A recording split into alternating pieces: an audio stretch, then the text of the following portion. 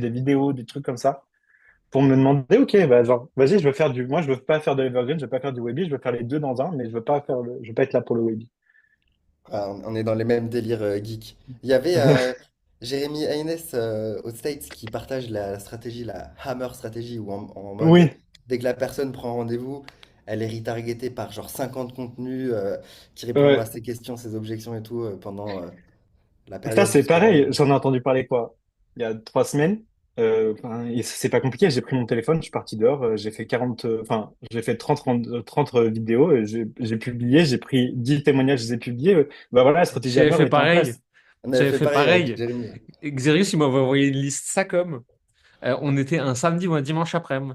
Il faisait 43 degrés canicule. Je suis parti au parc. Au bout de la 13e vidéo, j'étais essoufflé quand je parlais tellement il faisait chaud. Et on a bombardé les 40 vidéos. Je suis Mais rentré, je lui ai tout oui. envoyé. Voilà. Et Après, ça t'a pris quoi? 1 heure? je les ai Ouais. foutus sur la page de remerciement. Le problème, c'est qu'il y avait tellement de questions et d'objections qu'on traitait que la page, elle chargeait plus. Elle mettait 10 minutes. Mais Mais c'est comme ouais. le site que j'ai fait là, parce que je suis un gamin, où j'ai acheté l'URL j'aime bien l'argent.fr et j'ai mis tous les témoignages dessus. Mais ça, c'est une bête Mais de stratégie en vrai.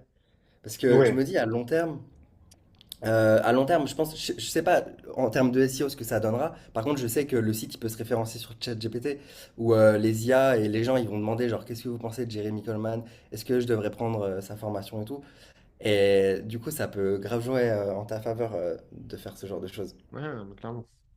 Il y a des moves à la con, hein. Et, enfin, moi, en gros, vraiment pure grosse, ce qui a fait péter le plus de boîtes, c'est des moves à la con. Et même moi, genre là, pour l'accompagnement, hein, c'est des fois des trucs, genre le truc du closing, d'ouvrir les appels le jour pour le jour, genre c'est vraiment un truc à la con.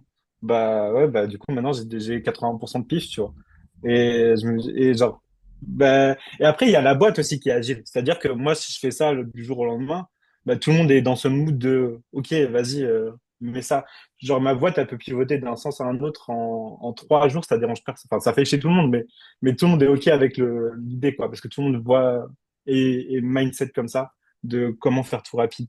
Parce qu'il y a ça aussi, quand tu as des équipes, bah, si tu vas vite mais que tout le monde ralentit, bah, c'est comme si tu accélères avec une Ferrari avec un vent derrière, ça marche pas, tu vois. Moi, sur le marketing et le sales, aujourd'hui, on est agile, mais sur le delivery, pas encore. C'est Parce qu'il dur le y délire. a, il y a tellement C'est d'humains qui super dur. interviennent de Moi non façon plus. tellement précise sur notre delivery. Quand je veux péter un truc, je me fais encore engueuler, quoi. Il faut que Ouais, moi aussi. il faut que je le prépare, qu'on le teste sur 3 personnes, qu'on coach toute l'équipe à l'implémenter. Enfin, ils aiment pas quand on casse tout très vite, quoi. Mais ils Ouais, ont moi aussi. raison, puisque ça casse la relation, en fait, hein. Si tu Ouais. move fast, break things, ça marche pour ton tunnel de vente, ça marche beaucoup moins bien pour ton accompagnement à plusieurs milliers d'euros, hein. Ouais, Et Breaks, 100%.